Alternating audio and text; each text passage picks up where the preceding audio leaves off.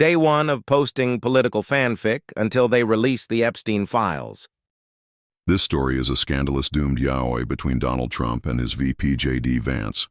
Affairs and politics don't work hand in hand behind the doors of the Oval Office. Oh, Donnie. An almost robotic and awkward voice squealed.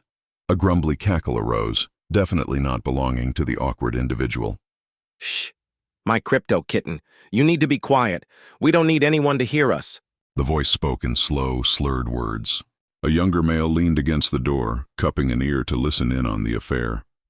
He gasped quietly as he listened in, fluttering his dark-lined eyes as his man spoke to someone else. His face became distorted in jealousy. Desperately, JD Vance flung the door open. His mouth was agape as he stared at the two. His mouth dropped open in shock. Elon was atop Donald's lap, a pair of cat ears sitting on his head and what only seemed to be a cattail coming out from his peach. Disgusting. He yelped and shyly looked at Donald, face flushed, scrambling off the orange man's lap. You're cheating on me?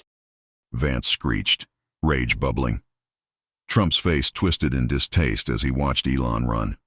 His eyes shifted to the broken Vance. What? He let out a slight chuckle. Vance's eyes welled up with tears, eyeliner streaking down his cheeks. What do you mean? What? He sniffled.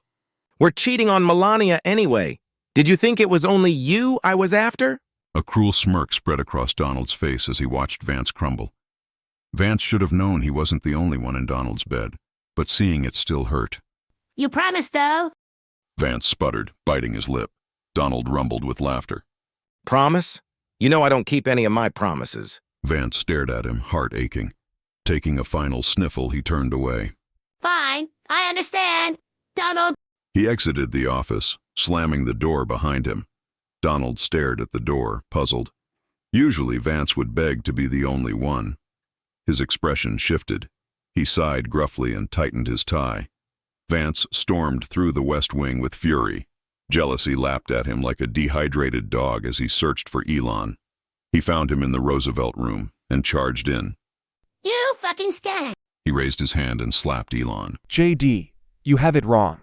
Before Elon could continue, Vance slapped him again, this time with the back of his hand. Elon started crying, trying to explain. I promise, we weren't doing anything. He wasn't. I was just trying to get his attention. Elon whined.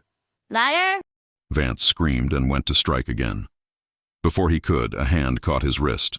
Confused, Vance turned and met Donald's gaze. Enough. Donald huffed. Vance's love boiled into lustful rage. Get off of me! He hissed. Donald raised an eyebrow. Vance struggled to break free, only for both wrists to be trapped. In a furious haze, he spat at Donald.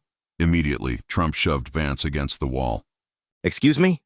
He clicked his tongue. Vance's rage simmered into fear. Mr. President, I am so sorry.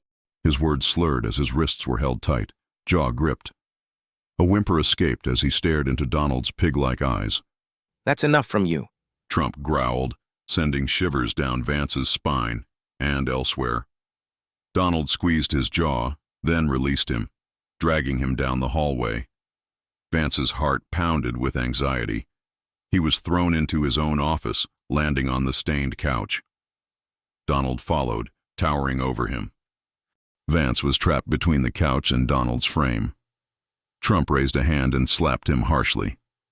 A yelp escaped Vance, who clutched his swelling cheek, glancing sideways at Donald, biting his lip to hide the pain. Don't look at me like that. Donald glared, grabbing his chin.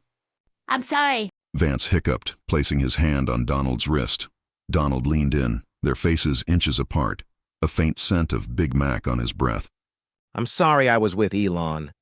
I should have known how much it'd upset you. Vance gave a breathy laugh. It did? He knew it'd happen again.